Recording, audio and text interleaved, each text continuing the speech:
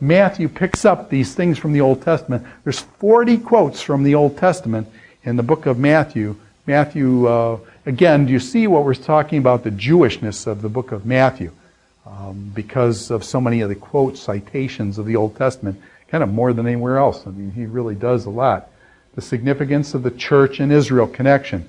This is really important. Matthew's writing a gospel of Jesus Christ, and what does he do? He talks about what? The Old Testament fulfillment in various ways, all sorts of different ways that fulfillment happens.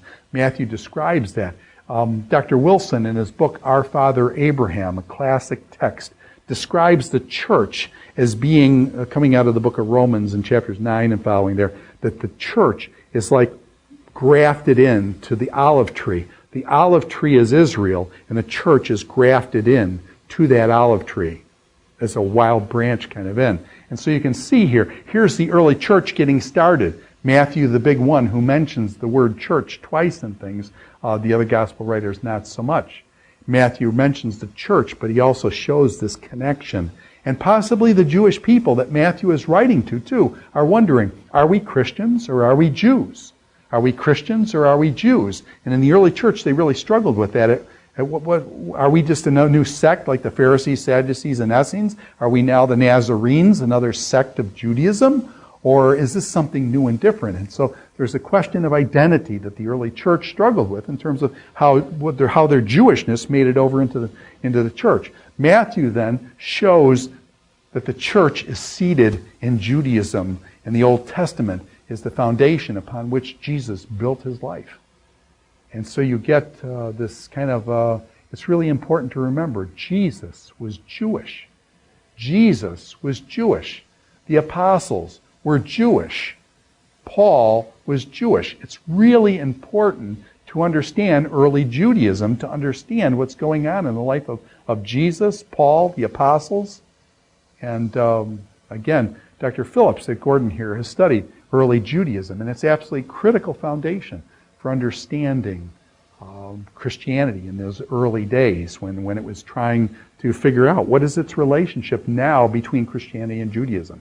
Matthew then, I think, lays some of that rich background of this variegated, beautiful fulfillment motif of the Old Testament. And so Matthew turns to the past, okay? Now, for the present, we want to do this a little more quickly, but the present, Matthew deals with the 5 discourses of Jesus. We've talked about this before. These 5 discourses are really important. Matthew structures his whole book around these 5 discourses. First of all, the Sermon on the Mount. 3 pages. If you've got a red letter Bible, it's like 3 pages of red letters. Jesus teaching and things on that. The chapter 10, the commissioning of the 12, where Jesus sends out the 12, and he tells them to go out and basically spread the gospel to the Jewish nation there, and tells them they're going to find all sorts of resistance in various ways and stuff. The commissioning of the 12 in Matthew 10.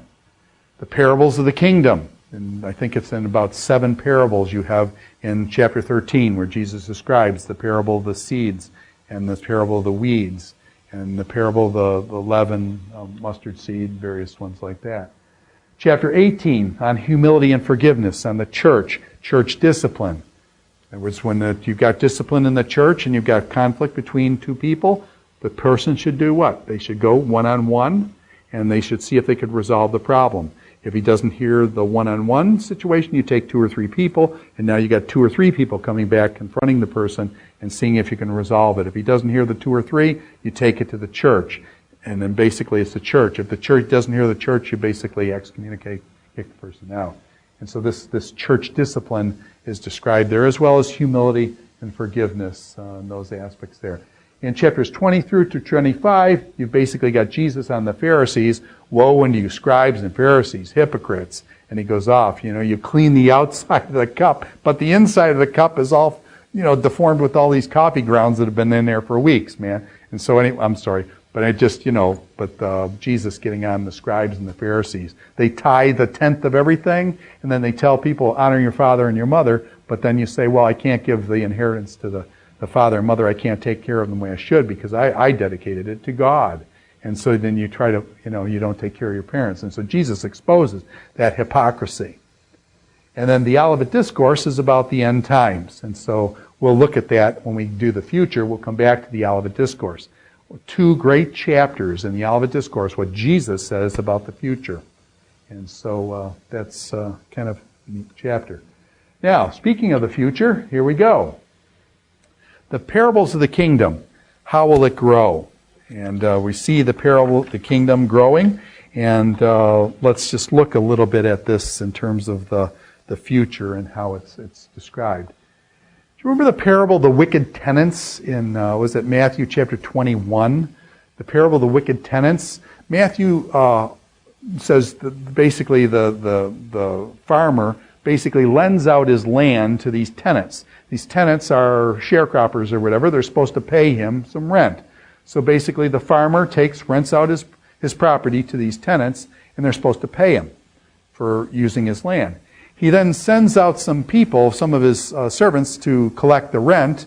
And what happens? They beat up on the guys that go out to collect the rent. And actually they beat up some and they kill other ones. And so finally the master, the farmer, sends out and says, well, they will have respect for my son. When I was younger, I was taught that the parables are very common because they happen all the time like this. And they're very realistic. And I just got to say to you, is this very realistic? I mean, if you were a farmer and you rent out property and you sent out your servants and they beat and killed some of your servants, would you then send your son alone to face these tenants? That's crazy. But yet this shows the tremendous mercy and compassion of God. He sends his son. And what do they do to his son? When they see the son, they said, hey, let's kill the son, then we get the property, man. We got the inheritance. It's good. It's ours. It's good as gold. It's ours, man. So what they do is they kill the son. And then it says, what will that master do to those tenants? He'll come in and destroy them. Weeping and gnashing of teeth, that kind of stuff. So that the parable of the tenants describes the killing of the son and the stealing of the inheritance and the conflict. It's kind of a parable. And it said that even the Pharisees seemed to pick up on some of these parables and understood what they were, of what was coming in the future. Matthew is the only gospel to use the word ekklesia. Ekklesia, this word here is a Greek term. Ek means out of. You can see ek. Ek means out of, like exit, actually. Exit, out of. And then klesia means called out. Called out. So klesia means to call. Ek means called out. So the church are those that are called out into community, to form a new community. And ekklesia is a called out community separated for a purpose, for community and stuff. And Matthew mentions, you are Peter, upon this rock I will build my what? My ekklesia, my church. Okay? And so what happens is Matthew, in the future, looks out and describes then this new community. This new community is the church, the ekklesia, the called out ones, a new community. And then where 2 or 3 are, basically the conflict, you present it to the church, and then you excommunicate the person. This is in Matthew chapter 18, verse 17. So Matthew alone mentions, he's the only gospel to mention the ekklesia, the church. And so that's, again, very future-looking because it would happen after Christ raises from the dead in the book of Matthew. The sheep and goats, we've already talked about that, describe the end of the age and justice at the end of the age there. So Matthew describes many future things. We talked about the 10 bridesmaids. 5 were wise, 5 were foolish, 5 had oil, 5 were hunting for oil, and the master comes and then they won't be let in. So the point is to be ready. The point is to be ready for the master to come. So Matthew looks to the future, and I want to look at the Olivet Discourse now and some of the particulars of the future here. I think this Olivet Discourse is really very interesting. It's found in Matthew chapter 24 and 25, the Olivet Discourse. And I want to just read through some things here in Matthew 24 and 25 of what Jesus says. Jesus says in Matthew chapter 24, verse 2, it says this, Jesus left the temple and was walking away when his disciples came to him to call his attention to its buildings. Now Herod had souped up the second temple. Remember back in Joshua, Zerubbabel, Ezra, Nehemiah's time, they built the second temple, but it was really small. And Herod came, and Herod turned the temple into a magnificent thing, built on it for 30, 40 years. Herod turned the temple into a humongous, beautiful thing. You remember Jesus even got in trouble, destroy this temple, in 3 days I'll raise it up. That was some of the accusations they used against him, because they were really into the temple. They were something they were really proud of and stuff. Jesus says then, so they were going to show him, called his attention to all these buildings. Do you see all these things, he asked? I tell you the truth, not one stone here will be left on another. Every one will be thrown down. This would actually happen. In 70 A.D., the general Titus would come from Rome, and Titus would destroy Jerusalem. He would take the temple. He would level the temple. Normally, when you take a place, what do? In the ancient world, when you took a city, you usually burn the city down, kill the inhabitants, burn the city down. You don't take the city down flat. It's too much work, to be honest with you. You burn the city down, kill the people, and you leave it.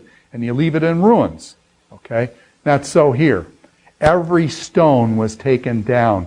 And actually, to this day, if you go and Get Lost in Jerusalem program, and you go to the South Wall excavations, just south of where the Wailing Wall, the Western Wall is here, if you go over about 100 yards or so, you'll see the South Wall excavations, and you can see the rocks that were thrown off and fell about 70 feet or so. The rocks were pushed off the Temple Mount and fell down. And when they fell down into Roman roads. There's a Roman road going along the bottom there. And when these rocks fell, these rocks are like 8 feet long, 8 feet wide, about, 5 or 6 feet high, some of them. And so these are huge boulders. And when these boulders fall 70 feet and they hit, you're talking tons hitting, it punctured the Roman roads. Now you have to understand, Roman roads are incredible, the way the Roman roads were built. And these rocks then punctured that road, and there's a pile of rocks that were up on the temple that have been thrown down, just like Jesus said.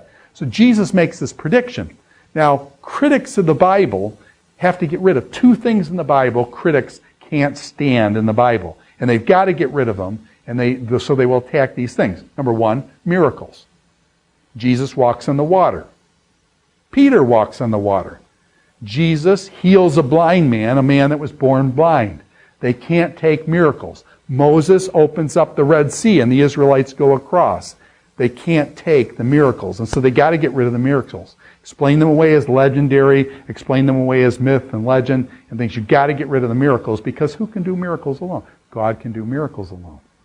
So they would say no miracles, because everything has to be accounted for scientifically. Everything has to be normal. So we got to get rid of the miracles. The other thing they've got to get rid of is who alone can tell the future. God alone can make prophecies and say 700 years before he's born that he's going to be born in Bethlehem of Judea.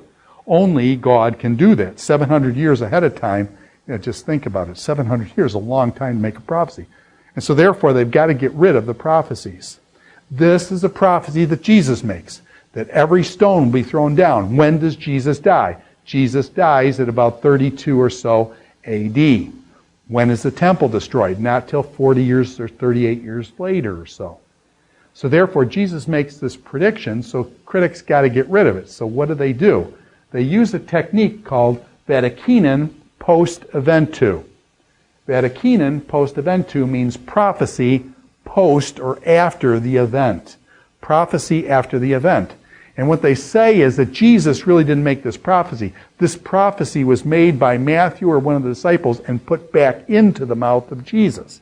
So that Matthew, writing after the temple was destroyed, they put this saying back in the mouth of Jesus. Therefore, it's not a prophecy, because it was after the fact put back in the mouth of Jesus. Now, by the way, is that what the Bible says? No, the Bible says Jesus said it 38 years before it happened, that the temple, all the stones would be thrown down, and that's exactly what happened. And so this is a really cool thing. Matthew mentions this, that every stone will be thrown down as he comes into this Olivet Discourse, telling them about the future. And so he starts their future with one of the most traumatic events in Judaism, the destruction of the Second Temple in 70 A.D. by Titus, the Roman general, who comes in and levels the place. And the Second Temple, by the way, was gone in 70 A.D. Until this day, there is no Jewish temple there.